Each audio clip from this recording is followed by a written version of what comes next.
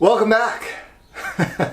I know last video I said this would be the last engine build video. However, as you notice, things are tore apart right now. And that's big time in thanks to my buddy Alcarods on YouTube and Instagram. He noticed something that I screwed up royally in my last build. And to be honest, as upset as I am that I screwed something up, I am super grateful for him to point it out to me and tell me, hey bud, you messed up and you need to fix this. So, what are these? These little tiny things that are not here. They're called head dowels, and they are the alignment issue that I was talking about, where I used the push rod to align the heads. Guess what? These are supposed to be in there to do that, and they were never in here. If you went back to my first video when I tore this engine apart, I made a couple comments about how easy everything is coming apart, and it looks like somebody had already previously been in here. Well, they have, and they took these out for some reason. Whether they came out when they removed the heads and fell or whatever, they never replaced them. And so because of that, they weren't here when I tore down. I wasn't thinking properly about needing them to put the heads back on. And I'm sorry guys, I'm not perfect. There's a lot going on here, and I overlooked the fact that these go right in these holes right here. So I'll show you what I'm talking about, and guess what? I get to redo everything all over. Now, I'm not doing that in this video. I just wanted to give a shout out to him for telling me, hey, you screwed up. Please go fix this or else. So I can't thank him enough.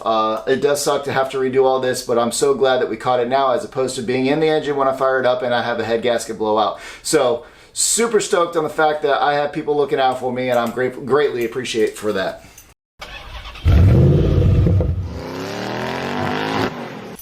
So these are what I'm actually talking about, and they go in here. I think it's just here and here on each side. And what they do is they locate the head gasket and the heads in place. So we're going to gently tap them in like so.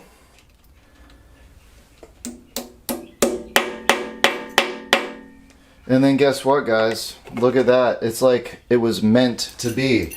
Now it's held in place, and now I can put the heads on, and now I won't have any problems, and these head gaskets won't just go the second I fire it all up.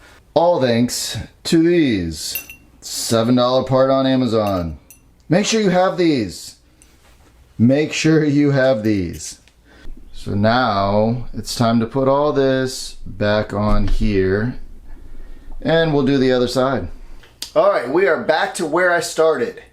And I'll tell you what, putting those dowel pins in made a huge difference because it actually aligned everything up the way it should be. So I don't know what I was thinking. I clearly wasn't when I installed these, but we're good to go on that now. So we're back to where we were. I've got everything zero lashed, everything torqued back down, everything good to go, and it's time for the intake. I got some other things to do too. I do finally have my timing cover bolts, so we need to get that installed. We need to get the oil pump shaft installed. I've got a water pump here. I've got a whole bunch of things to do to finish this up, but right now let's get this intake started, shall we? So we're going to go ahead and put some Pookie all the way around.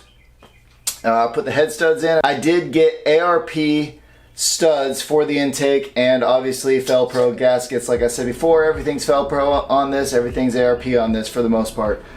So yeah, Pookie, intake, slammer together. Let's go.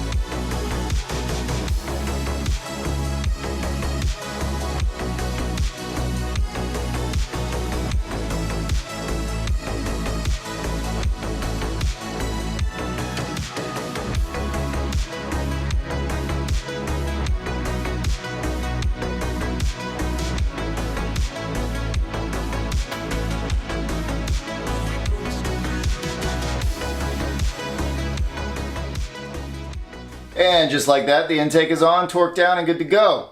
So let's flip the engine over. Let's take off the oil pan. Let's do the timing cover and then put the oil pan on permanently as well. So get those two things done and then we can move on. See you.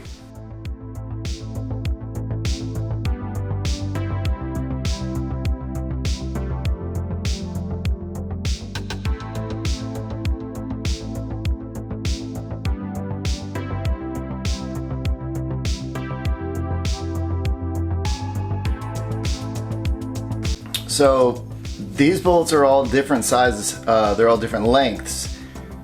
I don't exactly remember how they went in, so I'm gonna kind of just test fit, see if we can get it all figured out.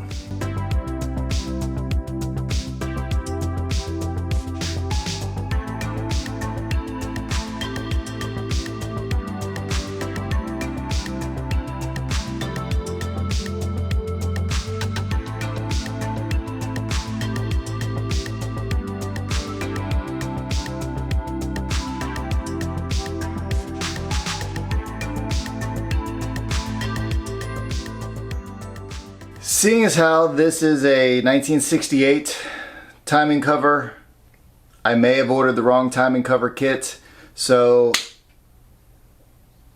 I don't know. I got a couple bolts started.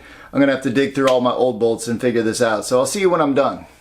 Well, it appears I'm still stuck on timing cover. I thought I had ordered the correct bolts for a 1968 Mustang.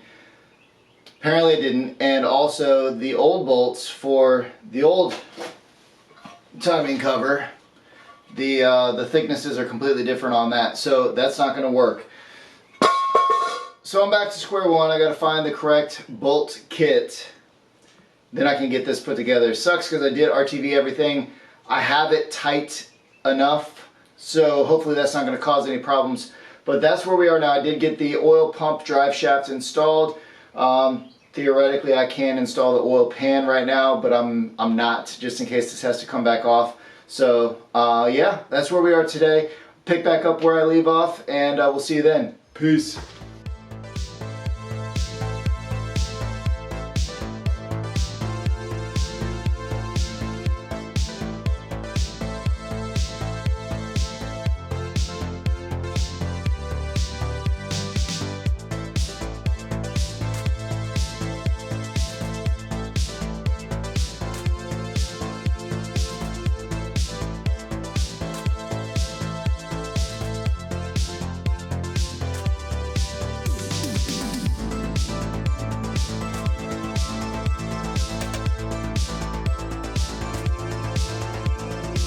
Well, we're getting closer.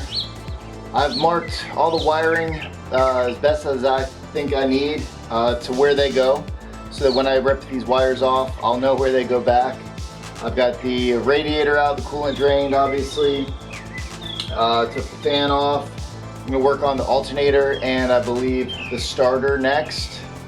And then maybe take the distributor off. And that's probably going to be distributor and carburetor. That might be all I do for today. I'm just getting this thing ready for when I actually remove it next weekend. So working right along, moving right along, and yeah, I got a lot of room in here right now, so this is cool. We're getting somewhere. I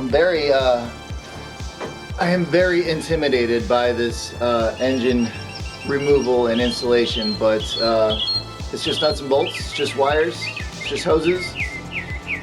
It's just stuff that as long as I can take it off, I should be able to put it back together. So yeah, let's get it done. All right, so I've got everything out that I want to get out right now.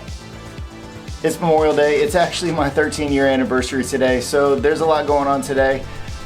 I'm done tinkering, but basically I've got this engine set up and ready for removal. All that's really left is the engine mounts and then all the bolts around the bell housing of the transmission. So from there, oh yeah, the exhaust. I gotta get the headers off and then it's ready to come out. So yeah, pretty stoked on that. It went really smoothly.